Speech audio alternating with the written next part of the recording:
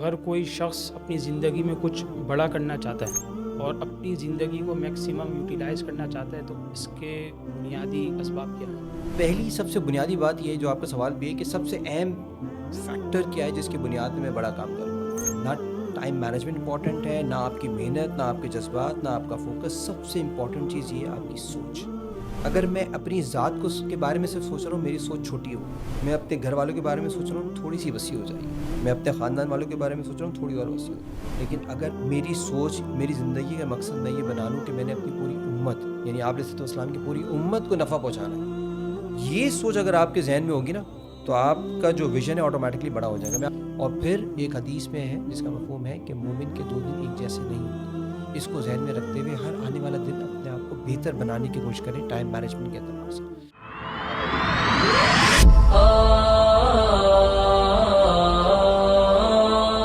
السلام علیکم ناظرین کرام، welcome to the A R media podcast. میں ہوں ادین الہی. آج ہمارے جو مہمان ہیں سر وقاص علی خان صاحب، جو کہ الحمدللہ پچھلی مرتبہ بھی ان سے ملاقات ہوئی اور بہت اہم موضوع میں گفتگو ہوئی، تربیت اولاد کے بارے میں. آج ہم ایک نئے ٹاپک کے ساتھ حاضر ہوئے ہیں. وہ ٹاپک ہے تعمیر شخصیت، یعنی سیلف گرومنگ. تو آج سر سے کچھ سوالات کریں گے اور ان کے بارے میں رہنمائی حاصل کریں گے. السلام علیکم ورحمۃ اللہ وبرکاتہ. کیا حال ہے؟ خیریت سے ہیں سر؟ اچھا، تعمیر شخصیت کے حوالے سے سر پہلا سوال یہ ہے کہ اگر کوئی شخص اپنی زندگی میں کچھ بڑا کرنا چاہتا ہے اور اپنی زندگی کو میکسیمم یوٹیلائز کرنا چاہتا ہے تو اس کے بنیادی اسباب کیا ہیں؟ اچھا دیکھیں، یہ جو ورڈ ہے نا تعمیر شخصیت، یہ ہے پرسنالٹی ڈیولپمنٹ. ٹھیک ہے، کہ میں اپنی پرسنالٹی کو کس طریقے سے ڈیولپ کروں اور کس لیول پہ لے کے جاؤں. انسان کی پرسنالٹی 2 حصوں کا مرکب ہے، 2 چیزوں کا. ایک نیچر اور ایک نرچر. نیچر یہ کہ جو فطرتی طور پر اللہ سبحانہ و تعالیٰ نے میرے اندر جو صفات رکھے ہیں، جو انہیرٹ بھی کرتا ہے انسان اپنے والدین سے. ایک وہ نیچر ہوتا ہے فطرتی طور پہ آ گیا.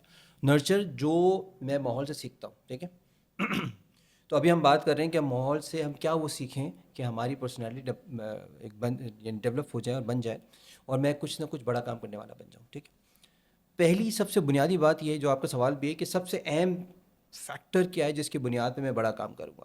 تو دیکھیں، اس کے لیے نہ ٹائم مینجمنٹ امپورٹنٹ ہے، نہ آپ کی محنت، نہ آپ کے جذبات، نہ آپ کا فوکس. سب سے امپورٹنٹ چیز یہ ہے آپ کی سوچ، جس کو ہم ویژن کہتے ہیں. ٹھیک ہے، کہ میں اپنے بارے میں کیا سوچتا ہوں. کیا میں اپنے آپ کو ایک عام انسان سمجھتا ہوں اور عام سی زندگی گزار کے اس دنیا سے جانا چاہتا ہوں؟ صبح کام کیا، شام میں تھوڑی عیاشی کری، انٹرٹینمنٹ کے نام پہ گھما پھرا اور پھر رات میں سو گئے، شادی کی، بچے ہوئے، بوڑھا ہو کے جائے. یا پھر میں اپنے آپ کو کچھ اہم سمجھتا ہوں. ٹھیک ہے، مومن کی شان یہ بیان کی گئی ہے. اللہ سبحانہ تعالیٰ نے خود فرمایا، قرآن شریف کی آیت، بسم اللہ الرحمن الرحیم، انی جاعل فی الارض خلیفہ. ٹھیک ہے، ایک تو مقصد بتا دیا، وما خلقت الجن والانس الا لیعبدون، وہ میرا مقصد پتہ چل گیا. ایک میرا رتبہ بتایا ہے مومن لوگوں کا. یہ سب سے خطاب نہیں ہے، یہ مومن کے لیے خاص ہے کہ اللہ تعالیٰ خلافت کے لیے اگر مخاطب ہے نا تو مومنین سے ہیں، کافروں سے نہیں ہے. کافر کو اللہ تعالیٰ اپنا خلیفہ نہیں کہہ سکتا. ٹھیک ہے، تو کیا میں اپنے آپ کو اس قابل سمجھتا ہوں کہ ہاں میں بڑا کام، خلافت مطلب میں لیڈ کروں؟ ضروری نہیں ہے خلافت کا مطلب یہی ہو کہ میں کوئی ملک کو یا ریاست کو لیڈ کروں. میں اپنے شعبے کو لیڈ کروں، میں اپنی سوسائٹی کو لیڈ کروں، میں اپنی کنٹری کو لیڈ کروں، میں اپنی فیلڈ میں ایسا زبردست کام کروں. ان سب چیزوں کے لیے موسٹ امپورٹنٹ سوچ. میری سوچ جتنی وسیع ہوگی نا تو اتنا ہی میں بڑا کام کروں. اچھا، وسیع سوچ کیا ہوگی بھائی؟ کہنا تو بہت آسان ہے، بھائی سوچ وسیع کر لیں. ہماری سوچ وسیع تب ہوتی ہے جب ہم یہ دیکھتے ہیں کہ اس میں پرائمری بینیفٹ کس کو ہوگا. اگر میں اپنی ذات کے بارے میں صرف سوچ رہا ہوں، میری سوچ چھوٹی ہوگی. میں اپنے گھر والوں کے بارے میں سوچ رہا ہوں، تھوڑی سی وسیع ہو جائے گی. میں اپنے خاندان والوں کے بارے میں سوچ رہا ہوں، تھوڑی اور وسیع ہو جائے گی. لیکن اگر میری سوچ، میری زندگی کا مقصد میں یہ بنا لوں کہ میں نے اپنی پوری امت، یعنی آپ علیہ السلام کی پوری امت کو نفع پہنچانا ہے، یہ سوچ اگر آپ کے ذہن میں ہوگی نا تو آپ کا جو ویژن ہے آٹومیٹکلی بڑا ہو جائے گا. میں آپ کو عجیب بات بتاؤں، کبھی ہم نے اتنی ہم احادیث پڑھتے ہیں، اتنی ہم سیرت پڑھتے ہیں، کبھی ہم نے یہ غور کیا کہ آپ علیہ السلام کا ویژن کیا تھا؟ نہیں غور کرتے ہیں. مختصراً آپ علیہ السلام کا ویژن یہ تھا کہ میری امت کا ہر شخص، صرف اس دور کا نہیں، قیامت تک آنے والا ہر شخص جنت میں جانے والا بن جائے اور جہنم سے بچنے والا بن جائے. کتنی بڑی سوچ تھی. اور اس بڑی سوچ کا ایک نتیجہ یہ ہوتا ہے کہ جب لوگ آپ سے جڑتے ہیں نا تو آٹومیٹکلی وہ ویژن ان میں ٹرانسفر ہو جاتا ہے. اس کو کہتے ہیں انکلوزیو ہونا. آپ کا ویژن انکلوزیو ہو، لوگوں کو جوڑنے والا ہو. ٹھیک ہے. اب اگر آپ یہ دیکھیں کہ اس وقت جو بڑی بڑی کمپنیز ورلڈ دنیا میں کام کر رہی ہیں نا، امیزون کا ویژن اٹھائیں، سرچ کریں، ویژن ان کا سرچ کریں گے، امیزون ہو، گوگل ہو، لنکڈ ان ہو، یہ بڑی بڑی کمپنیز کے میں آپ کو نام بتا رہا ہوں، ان میں کہیں نہ کہیں کوئی یا تو ورڈ ہوگا گلوبل یا ارتھ. یعنی وہ لوگ وہ کام جو ہمیں سوچنا چاہیے تھا کہ میں کوئی ایسا کام کروں کہ پوری دنیا کے لوگ اس سے امپیکٹ ہوں، اس کا امپیکٹ ان پر آئے، وہ ویسٹ نے پکڑ لیا اور اتنے کامیاب ہو گئے. ان کے ویژن میں صاف طور پہ لکھا ہوا ہے کہ ہم دنیا کے تمام لوگوں کو یہ دینا چاہتے ہیں، یہ دینا چاہتے ہیں. تو سب سے پرائمری بینیفیشری کون ہے؟ دنیا ہے، دنیا کے لوگ ہیں، اور ہم اپنے آپ کو رکھتے ہیں. تو یہ سوچ وسیع کرنے کے لیے اپنی آپ کے بارے میں سوچنا کم کریں. یہ سوچیں کہ میں اپنی ذات سے سوسائٹی، اپنے ملک، اپنے شہر، اپنے لوگوں کو کس طرح بینیفٹ دے سکتا ہوں. جس دن آپ یہ سوچنا شروع کریں گے، بینیفٹ ان کو دیں، ان سے کچھ حاصل کرنے کی کوشش نہ کریں، پھر آپ دیکھیں آپ کا ویژن، آپ کی سوچ آپ کو کہیں سے کہیں لے جائے گی. اچھا سر، ویژن کے بارے میں تو پتہ چل گیا.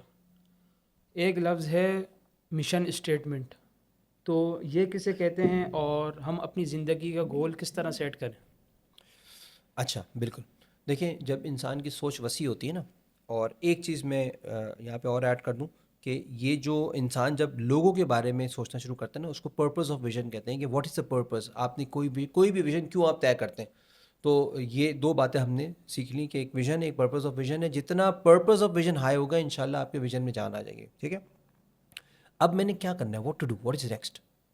تو یہ مشن اسٹیٹمنٹ ہوتا ہے کہ میں باقاعدہ اپنے سامنے ایک روڈ میپ لکھوں، بناؤں کہ میں نے اب اس طریقے سے اپنے کام کو اسٹارٹ لینا ہے. ٹھیک ہے.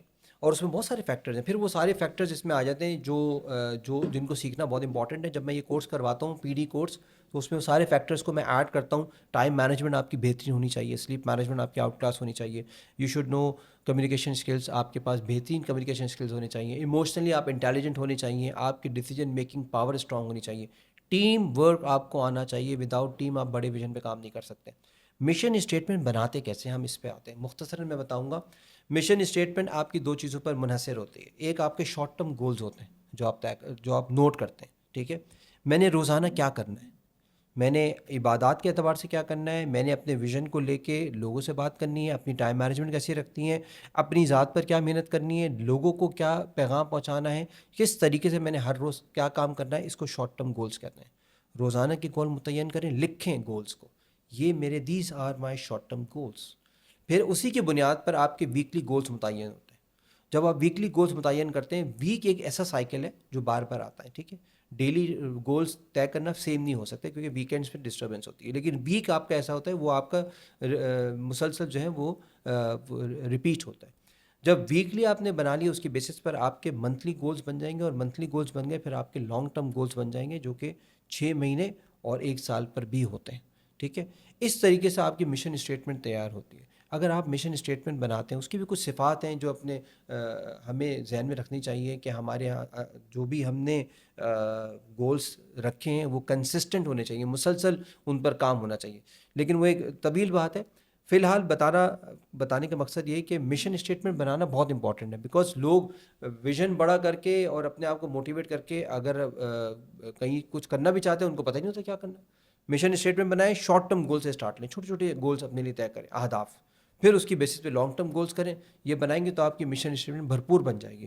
مشن اسٹیٹمنٹ بھرپور بن گئی، انشاءاللہ آپ اپنے ویژن تک پہنچ جائیں گے.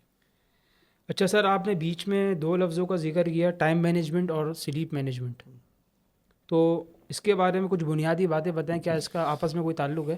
بہت گہرا تعلق ہے. جب بھی میں ٹائم مینجمنٹ پڑھاتا ہوں تو اس سے پہلے میں ان سے کہتا ہوں کہ بھائی سلیپ مینجمنٹ آپ کو آنی چاہیے ہے. نیند آپ کی ایسی ہونی چاہیے ہے کہ جو بھرپور بھی ہو، جاندار بھی ہو، اور جو آپ کی باڈی کی ریکوائرمنٹ ہے اس کے اکارڈنگلی ہو، تب آپ کی ٹائم مینجمنٹ اچھی ہوگی. تو یہ دونوں بہت اہم چیزیں. اچھا، اگر آپ اپنے ٹائم کو اچھی طریقے سے مینیج نہیں کر پا رہے تو یقین کریں یا آپ کے اندر جو ہے وہ آپ کتنا ہی بڑی سوچ رکھ لیں آپ بڑا کام نہیں کر سکیں گے. سب سے پہلی ریکوائرمنٹ ہی یہ ہے بڑی سوچ کی, بڑے کام کی, کہ آپ اپنے اندر منظم ہونے چاہیے. ٹھیک ہے. ٹائم مینجمنٹ کا اصول یہ ہے کہ ایک تو آپ کی پلاننگ مضبوط ہو. میں ان شارٹ آپ کو بتا رہا ہوں, سلیپ مینجمنٹ کے بارے میں بھی میں آپ کو انشاءاللہ بتاتا ہوں. ٹائم مینجمنٹ کا پہلا اصول پلاننگ مضبوط ہونی چاہیے, اور کوشش کریں کہ نیکسٹ ڈے کی پلاننگ آپ شام میں ہی, رات میں ہی کر لیں, اور پھر نیکسٹ ڈے آپ اس کو پورا رن کریں. ٹھیک ہے.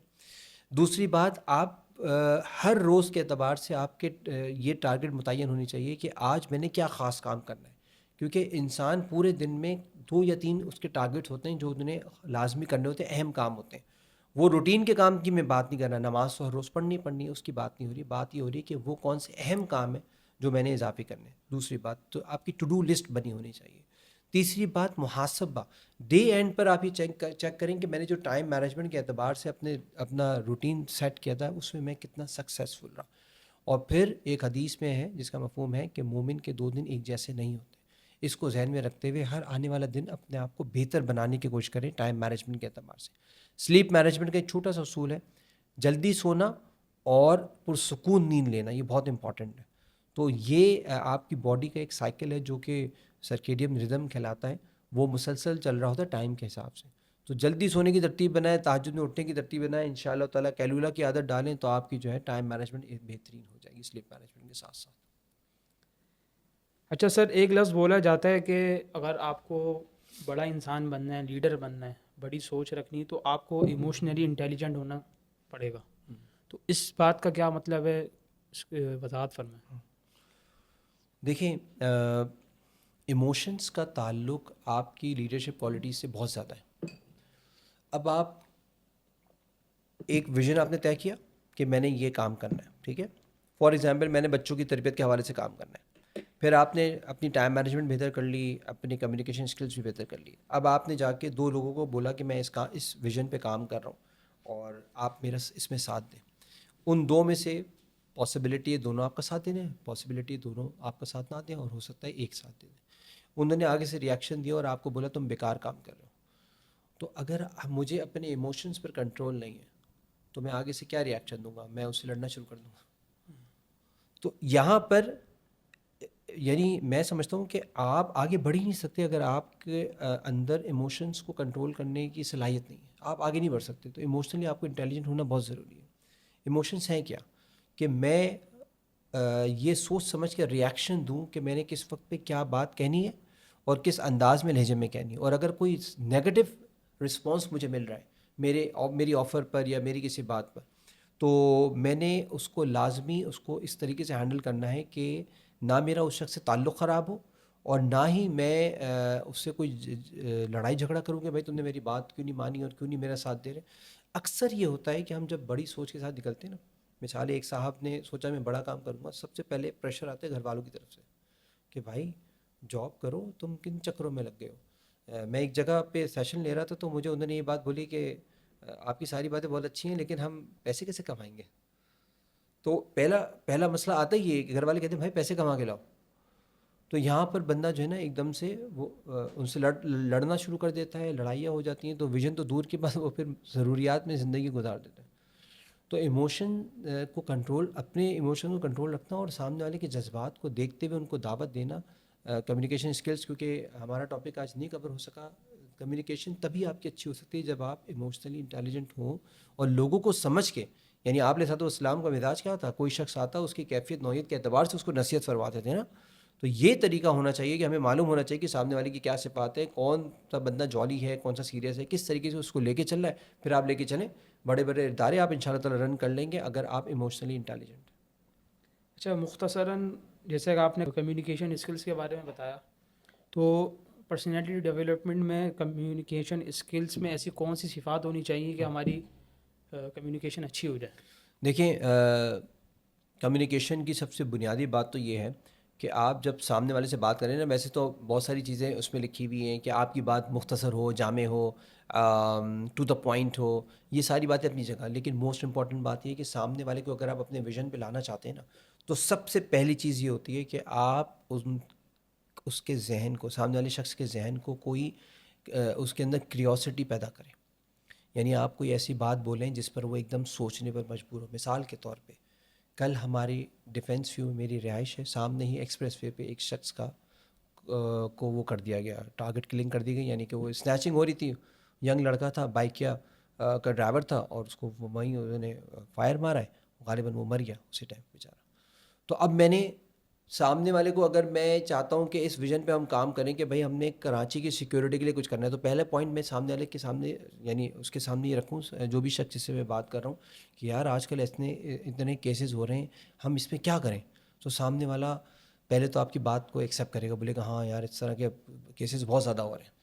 پھر آپ اس کو اپنے ویژن کی بات کریں. جب آپ انسان کے ذہن میں کیوریوسٹی پیدا کرتے ہیں نا، کہ وہ سوچنے پر مجبور ہو کہ میں نے کیا کرنا ہے، میں کیا کر سکتا ہوں اپنے معاشرے کے لیے اس صورتحال میں، تو وہ پھر آپ کی بات سنے گا. اور اگر آپ کی بات اس کو سمجھ میں آئی، ٹھیک ہے، تو وہ پھر آپ کے ساتھ شامل بھی ہو جائے گا. تو اس کو کہتے ہیں کہ اس انسان کے اندر انٹرسٹ پیدا کرنے کے لیے اس کو کچھ ایسی بات بولنا کہ وہ سوچنے پر مجبور ہو. پھر اس سے ایک دو اور فیکٹس اینڈ فگرس پر بات کرنا کہ اتنے لوگ مر گئے، اتنے لوگ کی اسنیچنگ ہو گئی، اور یہ وہ اس کو آپ کی بات کو ایکسیپٹ کرے گا بیکاز آپ فیکٹس اینڈ فگرس پہ بات کریں. پھر اس سے کہنا کہ یار میں یہ سوچ رہا ہوں اور میں یہ کرنا چاہتا ہوں کہ ہم ایک سسٹم بناتے ہیں، اس طریقے سے یہ ہوگا وہ ہوگا، واٹس ایور جو بھی آپ کا ویژن ہے آپ اس کے سامنے رکھیں، تو پھر یقیناً وہ آپ کے ساتھ اس کام میں شامل ہو جائے گا. البتہ کمیونیکیشن میں ایک بات ذہن میں رکھنی چاہیے اگین، وہ یہ کہ جب بھی ہم کسی سے اپنے ویژن کو کمیونیکیٹ کریں نا، تو اس بات کا ان کو احساس دلائیں کہ یہ میری جو سوچ ہے نا، یہ امت کی اور سوسائٹی کے نفع کے لیے.